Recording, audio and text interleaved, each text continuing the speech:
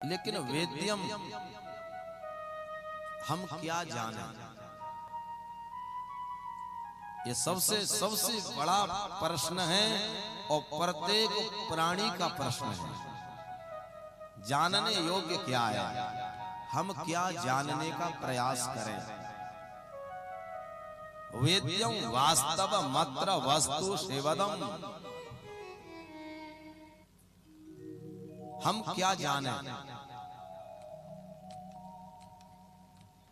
सीधा सा उत्तर है, हम अपने को जाने।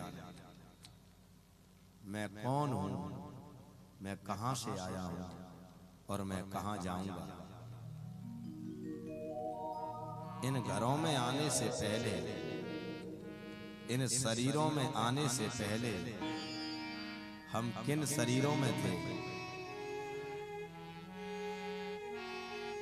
हो सकता हो हम गधे कुत्ते सूकरों के शरीर में हों, आज मनुष्य के इन शरीरों में बैठे हैं। इन शरीरों में आने से पहले हम किन शरीरों में थे और इन शरीरों को छोड़ने के बाद हम किन शरीरों में चले जाएंगे, किन घरों में जन्म ले लेंगे, किसके माता पिता कहलाएंगे। सज्जनों, यह जानना ही तो बहुत कठिन है और जब तक ये नहीं जान पाएंगे हम सुखी नहीं हो सकते हैं। इस दुख रूपी दावानल में हम जलते रहेंगे और ये भागवत कथा हमें यही सिखाती है। यहाँ आने से पहले तू कहाँ था, यहाँ के बाद तू कहाँ जाएगा। जिन घरों को हमारे पिताजी, बाबाजी, दादाजी, परबाबा, परदादा, इन लोगों ने बड़ी मेहनत कर कर के बनाया, वो चले गए और उनके घर खाली पड़े हैं। आखिर वो कहाँ चले गए। ऐसे ये शरीर रूपी घर बना, कितने कितने सुंदर शरीर रूपी इन घरों का निर्माण हुआ है। इनमें आंख रूपी दरवाजा, मुंह रूपी दरवाजा, ये कान रूपी कितनी खिड़कियां, ये शरीर रूपी महल बना और शरीर रूपी इन महलों में ये जीव रह रहा है। इस शरीर रूपी महल में ये जीव आने से पहले कहां था। आज इन शरीरों में रह करके ये कभी चल रहा है, कभी फिर रहा है, कभी किसी से लड़ रहा है, किसी से झगड़ रहा है, किसी को माँ कह देता है, किसी को बहन कह देता है, किसी को बेटी मान लेता है, किसी को अपना संबंधी मान लेता है। और जिस दिन ये शरीर समाप्त हो जाएगा, तेरे दुनिया के रिश्तों की लीला भी समाप्त हो जाएगी।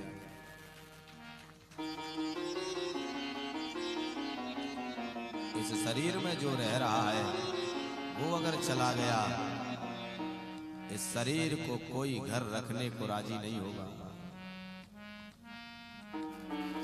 जिस शरीर को आज कोई माँ कह रहा है, कोई पिता कह के बुला रहा है, कोई भाई कह के बुला रहा है, सज्जनों, इसके अंदर रहने वाला जिस दिन चला जाएगा तब इस शरीर को ना कोई भाई कहेगा, ना कोई बहन कहेगा, ना कोई माँ कहेगा, ना कोई पिता कहेगा।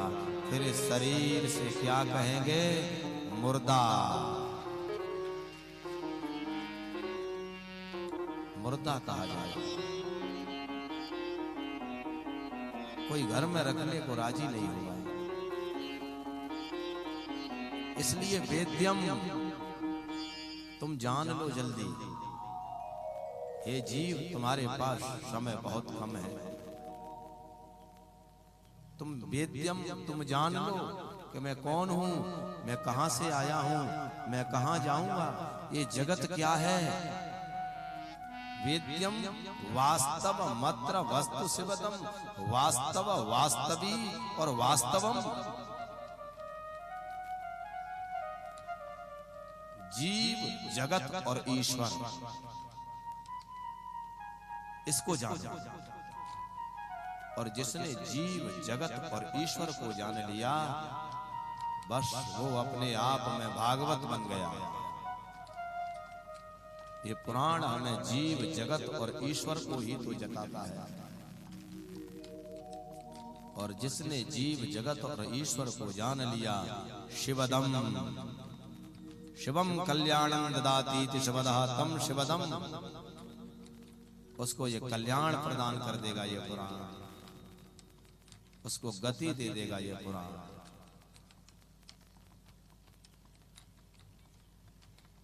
श्रीमद् भागवते महामुनि कृते किंबा परैरीश्वरः। वेद व्यास भगवान ने इस पुराण को रचा और लिख रहे हैं। बोले जिसने श्रीमद् भागवत महापुराण को पढ़ लिया अपरैहि किम, पर दूसरा कुछ पढ़ने की जरूरत ही नहीं है। जिसने श्रीमद् भागवत महापुराण को पढ़ लिया उसके लिए कुछ पढ़ना बाकी नहीं रहा। और इस बात को कौन कह रहा है?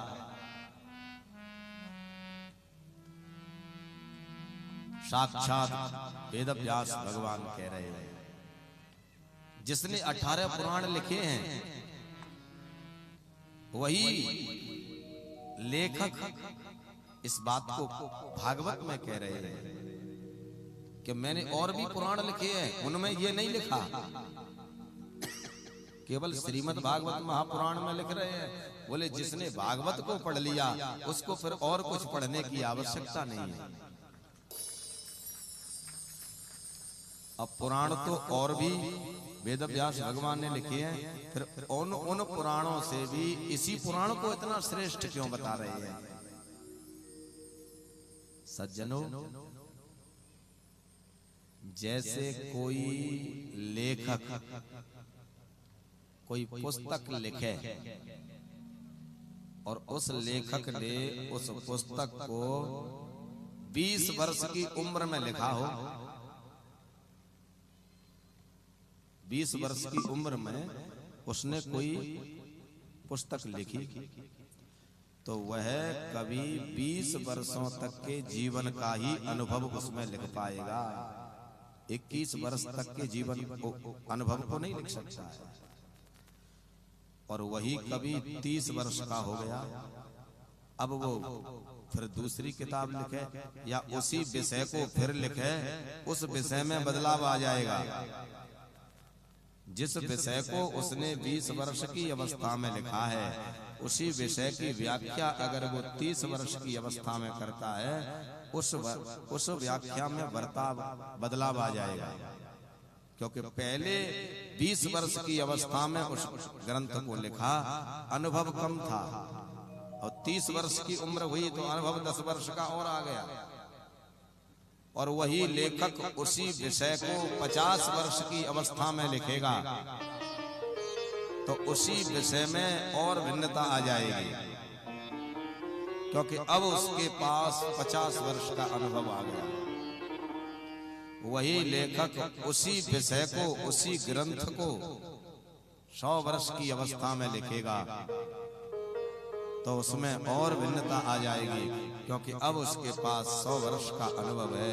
तो सज्जनों, जितने भी पुराण वेदव्यास जी ने लिखे हैं वो पूर्व पक्षीय पुराण हैं और श्रीमद् भागवत उत्तर पक्षीय पुराण है। सबसे अंत में ये लिखा है, उस समय व्यास जी की उम्र भी बहुत हो गई है और अनुभव भी बहुत हो गया है, इसलिए अंतिम अवस्था में वेदव्यास जी ने इस पुराण को लिख करके कलम लेखनी को बंद करके रख दिया, कुछ लिखा ही नहीं। इसीलिए सज्जनों, पूर्ण उम्र को पाकर के व्यास जी ने पूरे अनुभव को इसमें भर दिया है और इस पुराण को लिखने के बाद कुछ लिखा ही नहीं है। व्यास जी के पास में जो भी कुछ था इसी पुराण में भर दिया है। इसलिए व्यास जी को विश्वास है कि इस पुराण से बढ़कर के दूसरा कोई पुराण नहीं है। इस पुराण को पढ़ने के बाद फिर कुछ पढ़ने की आवश्यकता ही नहीं है। अपरैहि किम पुराण श्रीमद् भागवत महापुराण को पढ़ने के बाद अन्य शास्त्रों में, अन्य ग्रंथों में समय लगाने की आवश्यकता ही नहीं है। सबका सार है। कैसा है ये पुराण?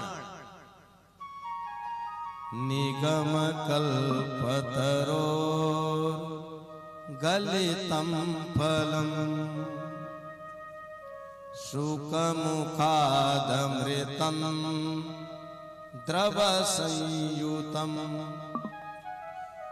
पिबत भागवतम रसमालयम मुहुरहो रसिका भुवि भावुका।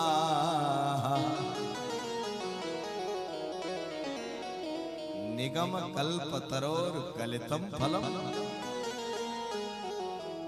नितराम याथा तथ्येन गमयत बोधयत प्रापयत भगवत तत्वम इति निगमः कल्पितम संकल्पितम रात ददात